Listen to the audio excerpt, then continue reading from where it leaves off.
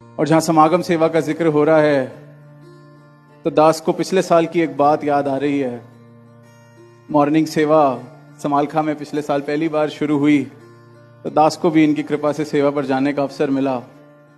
तो दास कोई अनुभव तो नहीं, ना कोई ऐसी समझ कि किस तरह से क्या करना है, पर कस्सी चलाने की कोशिश कर रहा था अपनी तरफ से। तो थोड़ी कुछ मिनट बीते, 10-15 मिनट, तो देखा कि हाथ पर छाले पड़ने शुरू हो गए हैं। पर दास कर रहा था कि चलो कोई नहीं, कभी कभी अवसर मिला है दातार माते से अरदास की कि शक्ति बख्शो सेवा कर सकें।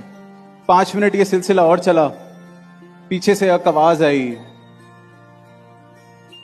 कि थोड़ा ढीला पकड़ो। बहुत जोर से पकड़ी हुई है कस्सी। एक महापुरुष वो माहिर होंगे इस कला में, इस सेवा में, तो उन्होंने बस इतनी सी आवाज दी। अब दास ने सुनी, दास ने कहा आई तो मेरे लिए ही है ये आवाज। कोशिश की कि चलो पकड़ के देखते हैं। पहले मन में सवाल आया कि ढीला पकड़ेंगे तो चलेगी कैसे, पर करके देखी।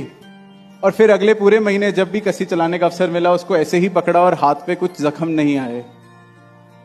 तो उनका तो शुक्राना किया ही, पर मन में यह भाव आया कि यही कला तो जीवन जीने की भी सदगुरु सिखा रहा है कि जीवन को थोड़ा हल्के से पकड़ो।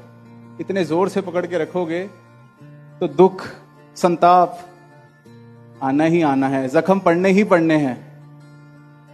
आराम से, सहज भाव, इस जीवन को ऐसे पकड़ो, इस कला से पकड़ो कि आराम से, जख्म भी नहीं देगा और उपयोग भी पूरा हो जाएगा इस जीवन का। इसके सारी ये जो सुख सुविधाएं हैं, किसी को इतनी जोर से या कस के ना पकड़ लेना कि वो फिर तुम्हें, जो तुम्हारे इस्तेमाल के लिए आई थी, वो तुम्हें जख्म देने लगे, दुख देने लगे, जीवन की हालत ऐसी हो जाए।